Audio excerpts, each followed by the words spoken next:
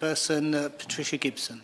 Mr Chair, and I'm very pleased to be able to participate in this e-petition debate requesting that the UK Government prohibits the sale, use and manufacture of free-running snares under the Wildlife and Countryside Act 1981, putting them in the same category as self-locking snares, which are already illegal.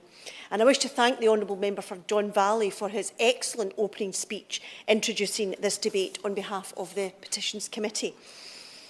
And Mr Chair, I would also like to applaud the work of the League Against Cruel Sports, Animal Aid and Cats Protection for all the work they do in promoting the welfare of animals and providing such excellent briefings for this debate, as did the House of Commons Library.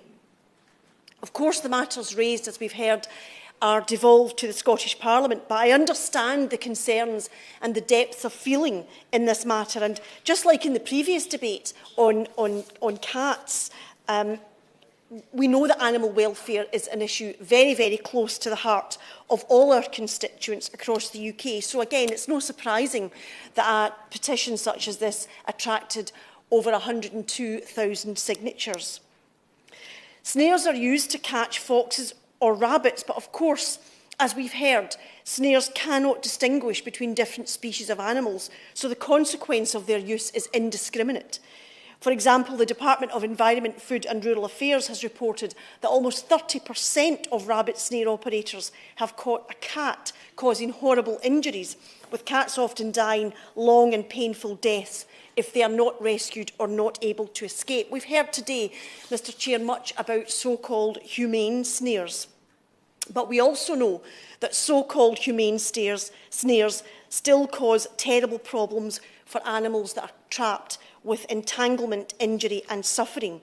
They make frantic attempts to escape, which of course is the natural reaction of any living creature when it feels itself trapped. Of course it's going to make frantic attempts to escape, and it suffers real mental and behavioural stress because the creature itself that is trapped fears predation due to its restraint, and it fears capture.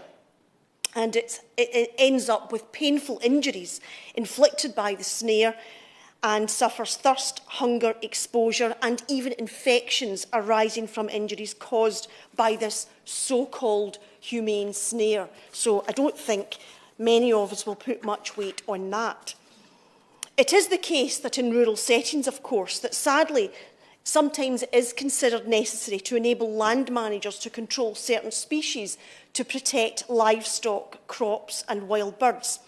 However, it's also true that the lawful use of traps can sometimes result in unintended harm to wildlife, and there are undoubtedly occasions when traps are not deployed or used in the way which complies with current regulations. And this was made clear in the Independent Grouse Moor Management Group commissioned by the Scottish Government and was published towards the end of 2019.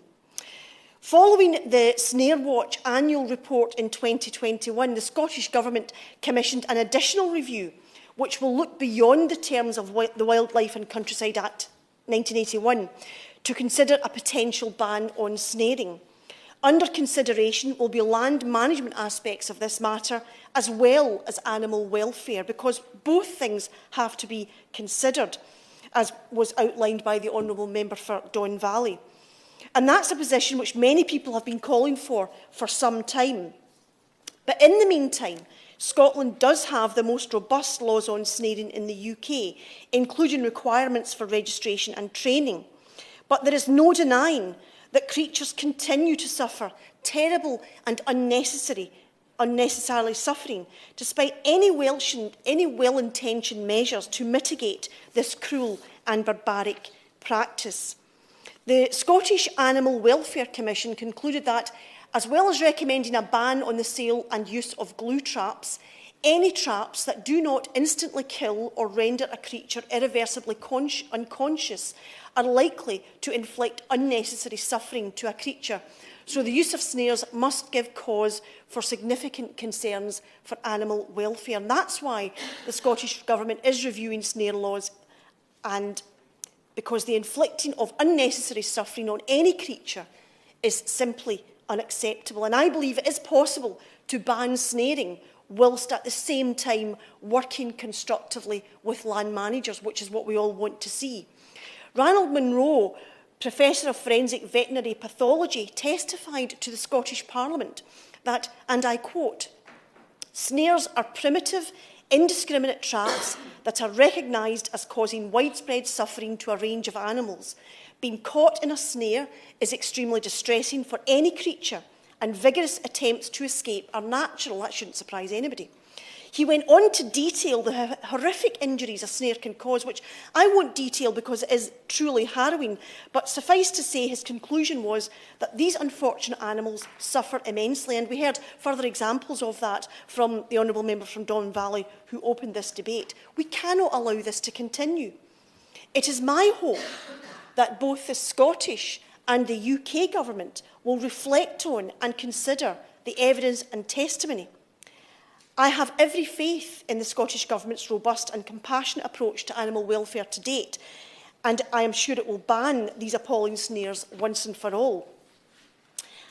Meantime, it has imposed more regulation around their use and operation, but nothing can truly mitigate the suffering and cruelty caused. We need to move away from the use of snares completely, as Ireland and many of our European neighbours have already done. Where there is a need to control foxes and rabbits, etc., there are alternative, more humane ways to do so. We've heard about some of these today: electric fencing, wire netting fences, motion sprinklers, ultrasonic devices, tree guards, and the use of radios or reflective discs. Now, a whole range of genuinely humane alternatives are available, which is why so many countries have already banned snares completely. Should we not be looking at and learning from them? And I heard the Honourable Gentleman talking about how you deal with vast areas. For example, I think he mentioned the Yorkshire Moors. And my answer to that, and I don't pretend to have an answer to that particular problem, but my answer to that is that we must learn from our European partners who will have grappled with the same kinds of issues, and there is much to learn and there are alternatives to be had. We cannot continue on the "there is no alternative" route when so much suffering is taking place, because that really is what makes the barbaric use of snares all the more horrific. The fact that we have already at our disposal, if we choose to use them, so many alternatives available.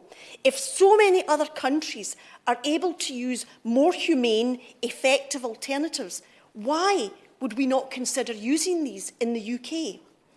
So I hope and believe the Scottish Government will move to a position of banning snares, and I know that the Welsh Government intends to do so. And in that spirit, I urge the UK Government to do the same for England as well.